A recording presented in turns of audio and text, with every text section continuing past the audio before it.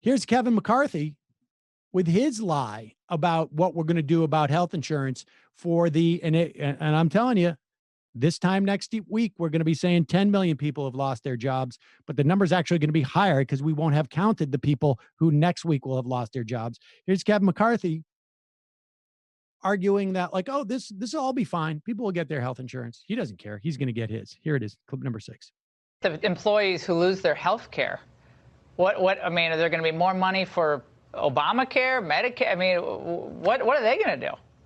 Well, you know what the most important is for them not to lose their job. And that's what this bill does. If you are a small business, meaning if you have fewer than 500 employees, we are going to provide you the money, not a loan, but a grant to pay your rent and pay your employees. You keep 100% of them. You know what? We pay 100% of that salary. That allows for the next 2 months that we get through this. Just as you talk about date certain, we will get through this, but we'll keep you employed so you won't worry about health insurance because it's being paid. Yeah. Jamie, let's reenact this, okay? You be Laura Ingraham. You ask me, how are you going to pay for the millions of people who have lost their jobs and have lost their health insurance? How are you going to pay for the millions of people who have lost their jobs and lost their health insurance? I'm pretending that I care about that. Well, let me pretend like I didn't hear your question, and I will answer the thing that we're going to try and stop people from losing their jobs. So we're going to pretend that 3 to 10 million people haven't lost their jobs. And by doing that, we're going to be able to pivot to the question of what we're doing to help keep people keeping their jobs.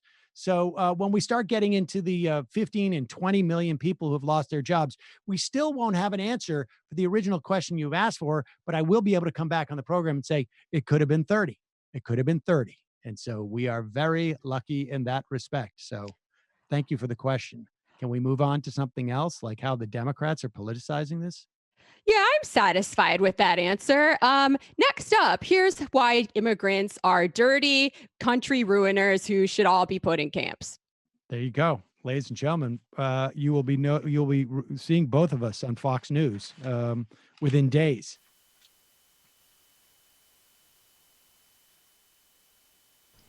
I'm messing up the audio, so I'm going to stop talking.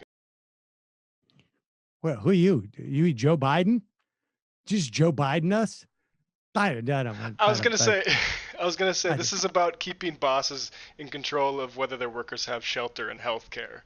Of course. Yeah. I mean, that's been the whole game plan. I mean, it's never been so naked. When Rick Scott got up on that podium the other day and said, like, if we pay people, we make them whole. If we make nurses whole to not work, they won't want to come into work. Yeah. Right? Like, wait a second. That's not what want means. That's not what want means. They're currently disease vectors. They shouldn't come into work if they can help it. What you mean is they won't need to come into work if they want to eat and feed their kids. That's not what want means. It's never been more clear that this is not about the money, right? Like, we've got trillions of dollars to bail out the cruise industry, the candy industry, whatever you want to, whatever's corporate. But when it comes to providing healthcare, like, it's the principle of the thing. Like, if it costs them more money somehow to preserve bosses' control of labor. Yep. They would. And like, there's plenty of evidence that it is actually cheaper to have a single payer system. I think that's absolutely right. I mean, for years prior to 2008, we would hear like every car that comes off the line at GM, like $2,300 is because of healthcare.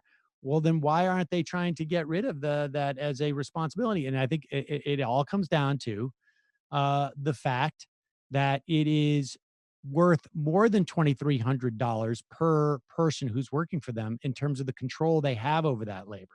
And that's it. That's the bottom line.